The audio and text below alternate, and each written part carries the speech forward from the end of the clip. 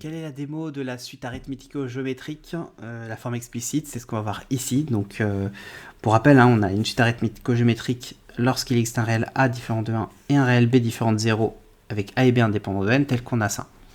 Et on va chercher à voir quelle est la forme explicite de ça. Petit rappel, petite remarque, pourquoi en fait on a B différent de 0? Parce que si B égale 0, on a un plus 1 égale à un et c'est une suite géométrique.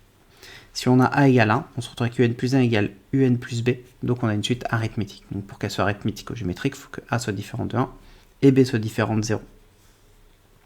Alors comment on cherche le terme explicite? Il faut d'abord trouver ce qu'on appelle le point fixe.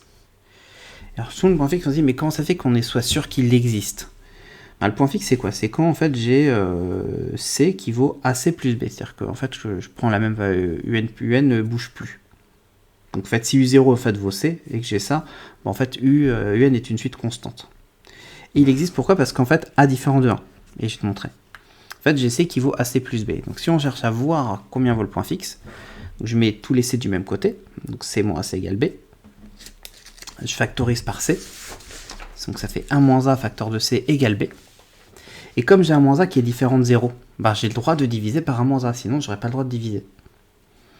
Et ça me fait C qui vaut B sur 1 moins 1. Donc à partir du moment où A est différent de 1, il y aura toujours un point fixe. Donc voilà, ça. Une fois que j'ai ce point fixe, qu'est-ce que je fais? J'écris le UN plus 1 égale à UN plus B, j'écris l'égalité avec le point fixe, et je vais soustraire les deux équations. Qu'est-ce qui se passe quand je soustrais les deux équations? À gauche, j'ai UN plus 1 moins C. À droite, j'ai AUN plus B, moins AC moins B. Les B s'en vont, donc je me retrouve avec AUN moins AC. Je factorise par A, et j'ai A facteur de UN moins C. Et là, je remarque quoi? Alors, si tu visualises pas, imaginons que j'avais posé Vn qui valait UN moins C.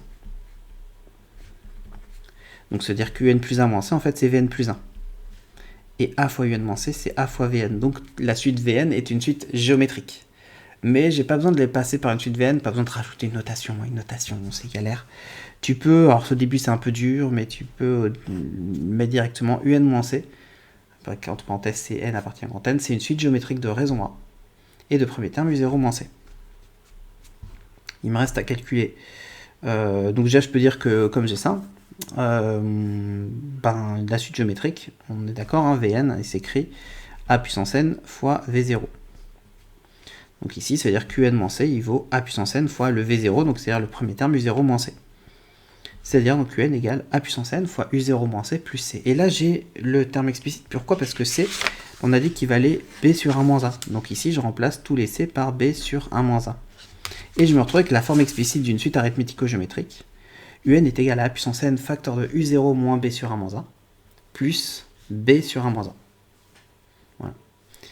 Remarque, si on avait n appartient à U qui était défini sur un étoile, ici j'aurais pas démarré U0 évidemment, j'aurais démarré à U1, ça aurait rien changé sur le point fixe. En revanche ici, comme j'aurais démarré à U1, ça aurait fait, comme j'avais eu Vn qui aurait valu AN-1 fois V1, n'oublie pas que lui plus lui, ça fait lui, ça m'aurait fait UN égale à N-1 fois lui. De même, si j'ai démarré à N0, lui plus lui, ça fait lui, ça fait N. Donc j'ai UN qui vaut A fois puissance N-N0 fois tout ça. Donc ça, c'est la démonstration. La formule explicite, tu peux la prendre par cœur, tu peux la balancer au concours, ça passe. Maintenant, moi, c'est vrai que souvent dans les exercices, je redémonte, ça prend quelques lignes et ça évite de retenir une formule qui est un peu galère et de se tromper avec le stress du concours. Et donc ces exercices, on les verra dans la prochaine vidéo. Donc abonne-toi pour la regarder. Et en attendant, tu peux télécharger cette démo qu'on vient de voir, plus les exercices qu'on va faire avec la rédaction attendue au concours, plus tous les exercices sur les suites dans mon doc de 90 pages. C'est gratuit, le lien est dans la description. Et surtout, partage à tes amis, abonne-toi, fais vivre la chaîne. J'ai besoin de ton aide avec tes coms, tes likes et tes partages.